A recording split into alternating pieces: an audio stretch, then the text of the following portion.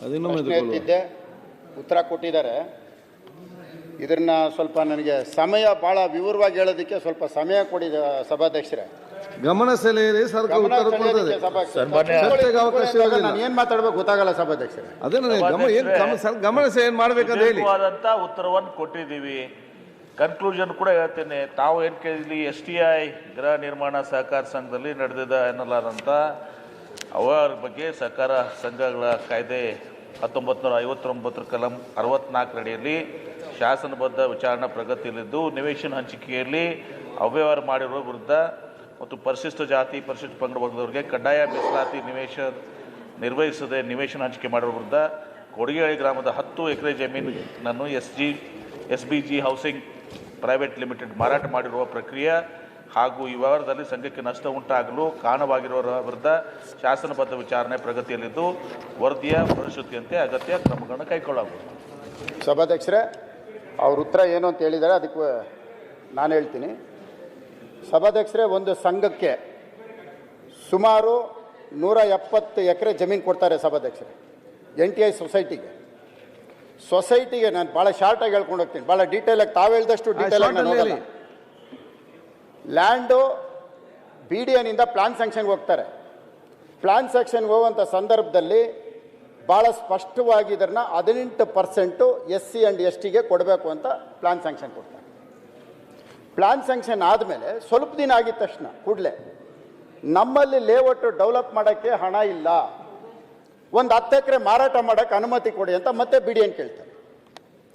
BDNಲ್ಲಿ ಏನು ಮಾಡ್ತಾರೆ, ಮತ್ತೆ 10 ಎಕರೆ ಸೇಲ್ಗೆ ಏನೋ ಮಾಡ್ಕೊಳ್ತಾರೆ.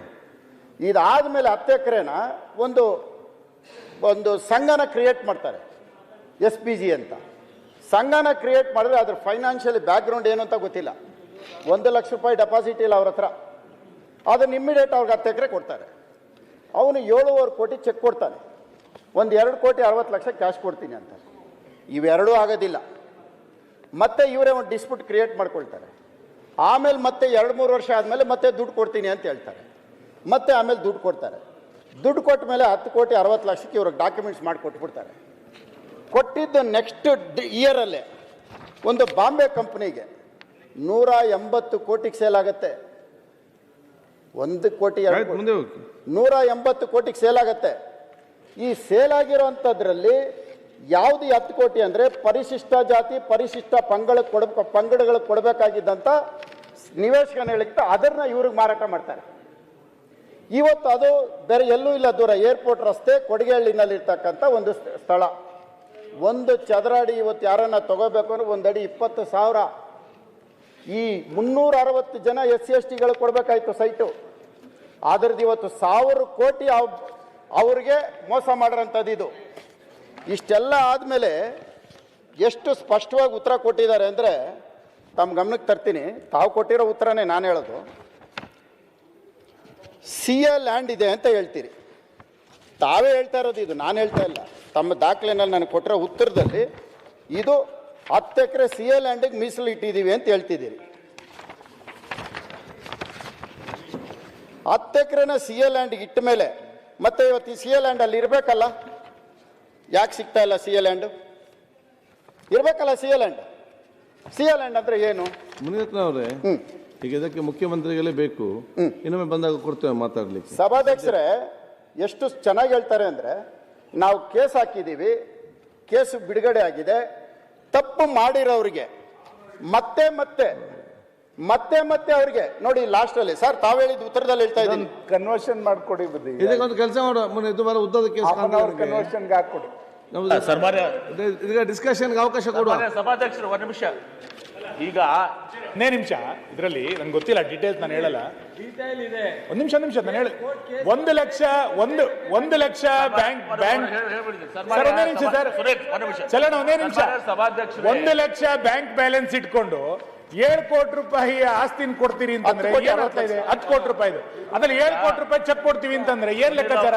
1 ಲಕ್ಷ ರೂಪಾಯಿ ಬ್ಯಾಂಕ್ ಬ್ಯಾಲೆನ್ಸ್ ಇಟ್ಕೊಂಡು ಅಲ್ಲೇ ಇದು ಈಗ ಹಿಂದೆ ತನಿಖೆ ಮಾಡ್ತಾ ಇದೆ. ಚೆಕ್ ಕೂಡ ಬೌನ್ಸ್ ಆಗಿದೆ. ಆಯ್ತು, ಅವ್ರು ಉತ್ತರ ಕೊಡ್ತಾರೆ ನೋಡಿ. ಈಗ ಸಭಾಧ್ಯಕ್ಷರೇ, ಆಯ್ತು, ಒಂದ್ second. ಪ್ಲೀಸ್ ಒಂದು ನಿಮಿಷ. ಹೈಕೋರ್ಟ್ ಹೈಕೋರ್ಟ್ ನಲ್ಲಿ ಸ್ಟೇ ಇತ್ತು. ರೇವಣ್ಣ ಅವರೇ, vacate ಆಯ್ತು. ಆಗಿದ್ದು ಯಾವಾಗ? ಮುನಿರತ್ನವ್ರೆ.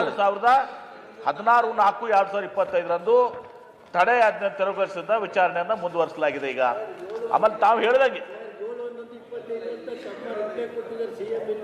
ಇಲ್ಲಿ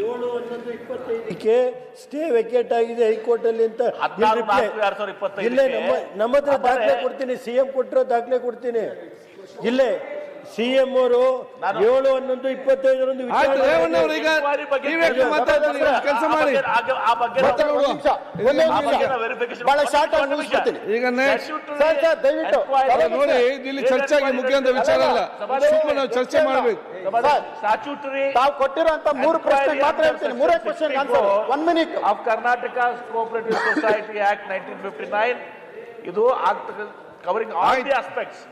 ವಾಟ್ ಎವರ್ ತಾವೇನು ಕೇಳ್ತಿದ್ರಿ ಎಲ್ಲವನ್ನ ಸ್ಟ್ಯಾಚ್ಯೂಟರಿ ಎನ್ಕ್ವೈರಿ ಸೆಕ್ಷನ್ 64 ಅಡಿಯಲ್ಲಿ ಇವತ್ತು ಸಹ ಕರ್ನಾಟಕ ಕೋಆಪರೇಟಿವ್ ಸೊಸೈಟಿ ಆಕ್ಟ್ 1959 ನಡೀತಾ ಇದೆ. ಮಿನಿಸ್ಟರ್ ಅವರೇ, ಎನ್ಕ್ವೈರಿ ಪ್ರೋಗ್ರೆಸ್ ನಲ್ಲಿ ಇದೆ.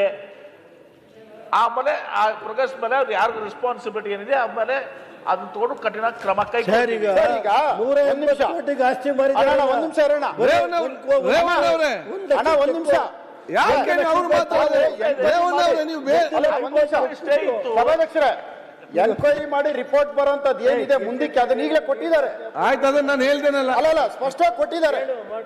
ಅದನ್ನ ತಾವು ಕಮಿಟಿ ಮಾಡಿ ಏನ್ ಎನ್ಕ್ವೈರಿ ಮಾಡ್ತೀನಿ ಅಂತ ಆಲ್ರೆಡಿ ತಾವು ಕೊಟ್ಟಿದ್ದೀರಿ. ಏನ್ ಕೊಟ್ಟಿದ್ದೀರಿ ಅಂತ ಹೇಳ್ತೀನಿ. ಏನ್ ಆಗ್ತಾ ಇದೆ ಗಮನಕ್ಕೆ ತರ್ತೀನಿ.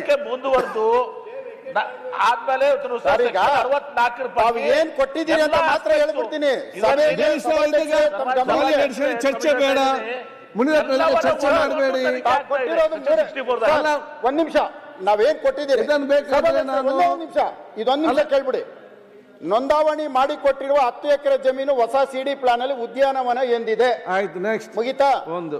ಎರಡನೇದು ತಾವು ಕೊಟ್ಟ ರಿಪ್ಲೈ, ಸದರಿ ಜಮೀನಿನಲ್ಲಿ ಇರಿಸಿರುವ ಬಡಾವಣೆ ಬಿಡಿಎಯಿಂದ ಮಂಜೂರಾತಿ ಮಾಡಿರುವುದಿಲ್ಲವೆಂದು. 2 ಮಾಡಿಲ್ಲ. ಓಕೆ. ಮೂರನೇದು, ಸದರಿ ಜಮೀನುಗಳ ಮೇಲೆ ಮಾಲೀಕರುಗಳಿಂದ ತಕರಾರು ಇರುತ್ತದೆ. ಓಕೆ. ಅವರೇ ಹೇಳಿದ್ದಾರೆ. ಜಮೀನಿನ ಹತ್ತಿರ ಇರುವ ಸ್ಥಳೀಯ ಗ್ರಾಮ ಸದರಿ ಜಮೀನು ಸರ್ವೆ ಮಾಡಿಸಲು ಹಾಗೂ ಸುತ್ತಮುತ್ತ ಗೋಡೆ ಹಾಕಿ ಇದಿರಲಿ. ಇದರಲ್ಲಿ ನಾನು ಹೆಚ್ಚಿಗೆ ಕೇಳಕ್ ಹೋಗಲ್ಲ ಸಭಾಧ್ಯಕ್ಷರೇ. ಇಷ್ಟೊಂದು ಅವ್ಯವಹಾರ ಮಾಡಿರೋದು ಒಂದು SC STಗೆ 350 ಸೈಟ್ ಮೋಸ ಮಾಡಿರೋಂಥ ಸೊಸೈಟಿ. ಆದ್ರನ್ನ ನಾವು ಸುಮ್ಮನೆ ಬಿಡ್ಬೇಕಾ? ಆಯ್ತು, ನಿಮ್ಮ ಏನು ಕೇಳ್ತೀವಿ? ನಿಮ್ಮ ಬೇಡಿಕೆ ಒಂದ್ ನಿಮಿಷ ಪ್ಲೀಸ್ ಕಣ್ಲಿ ದಯವಿಟ್ಟು ಕೂತ್ಕೊಳ್ಳಿ. ಒಂದು ಸಮಗ್ರ ಉತ್ತರ ಕೊಟ್ಟಿದ್ದೀವಿ. ಓಕೆ. ಆಮೇಲೆ ಅದು ಏನು ಕೋರ್ಟ್ನಲ್ಲಿ ಸ್ಟೇ ಇತ್ತು, ಅದು ವೆಕೇಟ್ ಆಗಿದೆ, ವಿಚಾರಣೆ ಮುಂದುವರೆದಿದೆ. ಇವತ್ತು ಸ್ಟ್ಯಾಚ್ಯೂಟರಿ ಎನ್ಕ್ವೈರಿ ಏನಿದೆ ದಯವಿಟ್ಟು ಕೇಳಿಸ್ಕೊಳ್ಳಿ. ತಾವೇನೆಲ್ಲ ಹೇಳ್ತಾ ಇದ್ದೀರಲ್ಲ, under section 64 of Karnataka cooperative society act 1959 ಇದು ನಡೀತಾ ಇದೆ. ಇದು ಬರೀ ತನಿಖೆ ಯಾವುದೇ ಒಂದು ಆಸ್ಪೆಕ್ಟ್ ಮ್ಯಾಗಲ್ಲ, ಸಮಗ್ರವಾಗಿ ತಾವು ಏನು ಹೇಳಿದಿರಲ್ಲ ಆ ಎಲ್ಲವನ್ನ ಒಳಗೊಂಡು ತನಿಖೆ ನಡೀತಾ ಇದೆ. ಹೀಗಾಗಿ ಇವತ್ತು ಆ ಎನ್ಕ್ವೈರಿಯಲ್ಲಿ ಸತ್ಯಾಂಶ ಹೊರಗೆ ಬರ್ತದೆ. ಆ ಎನ್ಕ್ವೈರಿ ಇದ ನಂತರ ನಾವು ಕ್ರಮವನ್ನು ಕೈಗೊಳ್ತೀವಿ. ಸಂಪೂರ್ಣ ಚರ್ಚೆ, ಅರ್ಧ ಗಂಟೆ ಚರ್ಚೆಗೆ ಅವಕಾಶ ಮಾಡಿ.